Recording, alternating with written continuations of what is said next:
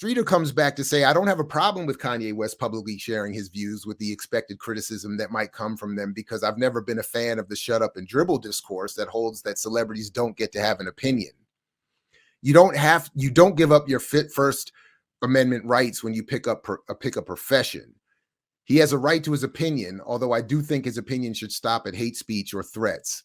It's the onus we put on those views that's curious. So one, and again, we'll come back to this, I don't equate what Kanye West said with legit threats of violence, what is broadly described as anti-Semitism, or the rise of a new anti-Semitism, which has its own history that I'm not going to get into in this discussion.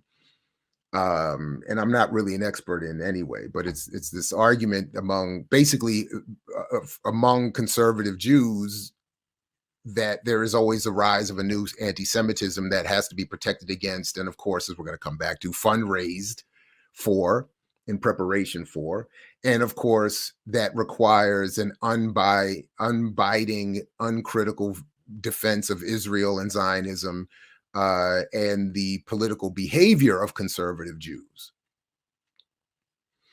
But so when I read this part of the article, I was kind of, I felt a little bit a kind of way that I felt like in the extended conversation that we had, that I never suggested. In fact, I said specifically the opposite, that I don't think artists should be confined to a shut up and dribble perspective. What I am saying is that there is an intention, there is a structural, institutional preference for uninformed discussion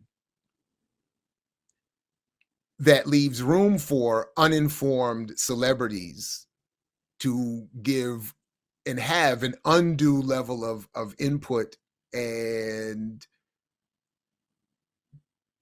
relevance in these discussions. So it doesn't mean that Kanye should not have a right to his opinion. It does mean that I think there is a specific intent among those in power to ask him what his opinion is on these and related issues, as opposed to talking to others about their views, which might, by the way, rise above the level of opinion and might reach the level of actual analysis.